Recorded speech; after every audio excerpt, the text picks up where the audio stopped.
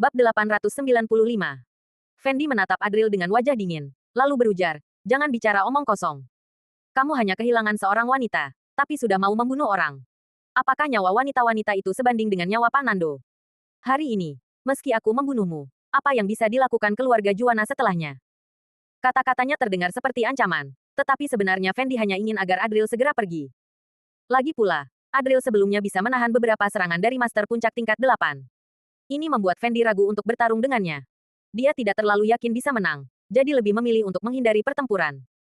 Selain itu, meski Nando tidak takut dengan balas dendam dari keluarga Juwana, tetapi Fendi takut dengan itu. Dia berharap bisa menakut-nakuti Adril agar pergi. Fendi merasa alasannya cukup masuk akal.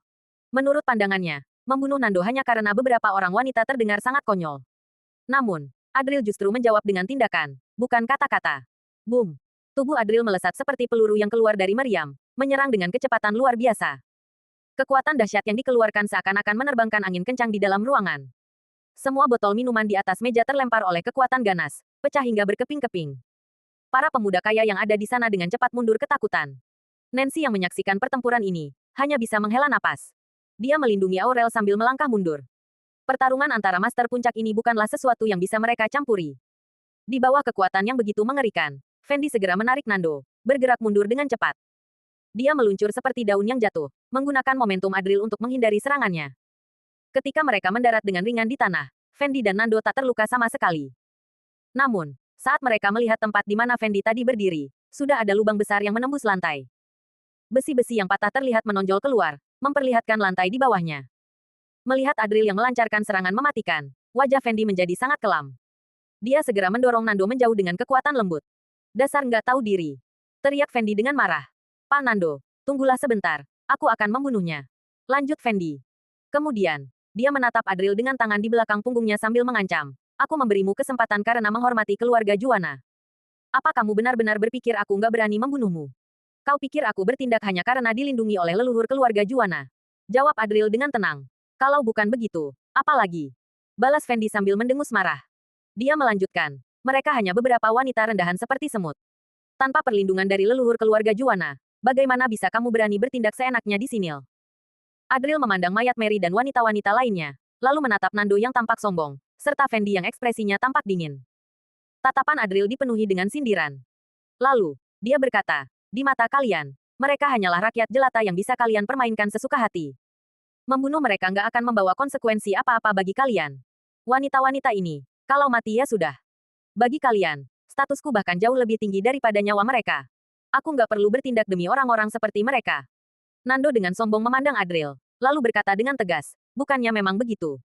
Aku hanya bermain-main dengan beberapa wanita sampai mereka mati. Apa itu masalah besar? Kamu terus mengejar masalah ini, padahal sebenarnya kamu hanya menargetkanku." Fendi juga menatap Adril dengan pandangan dingin, memikirkan hal yang sama. Tidak mungkin Adril merasa tidak puas hanya karena hal ini, lalu ingin membunuh Nando, kan? Sudah tahun berapa sekarang? Mana ada orang sok pahlawan yang bodoh seperti itu? Menurut mereka, Adril bersikeras untuk bertindak bukan karena rasa keadilan, tetapi karena adanya tujuan lain. Adril memandang mayat Mary dan wanita-wanita lainnya. Dia tampak tenang seperti gunung berapi yang siap meletus. Adril berkata, "Mereka hanyalah orang-orang biasa, orang jujur yang bekerja keras untuk hidup. Mereka nggak meminta banyak hal, hanya ingin hidup dengan damai, mencari nafkah dengan jujur, tanpa mengganggu siapapun. Mereka nggak merasa iri dengan kemewahan yang kalian miliki. Mereka hanya ingin menjalani hidup sederhana. Masuk universitas, meringankan beban keluarga, serta sesekali makan di restoran enak. Hal-hal kecil seperti itu sudah membuat mereka bahagia. Mereka hanya ingin hidup dengan cara sederhana seperti itu. Nggak meminta lebih. Hari ini, mereka nggak mengganggu kalian. Mereka hanya ingin berbelanja dengan bahagia. Apa kesalahan mereka?" Lanjut Adril. Mendengar ini, Aurel tak kuasa menahan air matanya. Dia menangis terisak karena tak sanggup mendengar lebih lanjut. "Apa yang kamu coba katakan?" kata Nando dengan tidak sabaran. "Diam!" teriak Adril dengan keras. Suaranya menggelegar seperti guntur. Kekuatan dari seruan itu membuat Fendi merasa terkejut, hingga dia buru-buru melindungi Nando lagi. Adril melanjutkan, "Nando, kamu berpikir kalau dirimu adalah manusia yang lebih tinggi derajatnya dari orang lain. Kamu punya kekuasaan dan uang.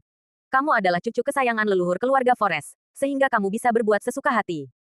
Kamu pikir, hanya karena kamu mau, kamu bisa mengambil tubuh dan nyawa gadis-gadis ini tanpa ada yang bisa menghentikanmu.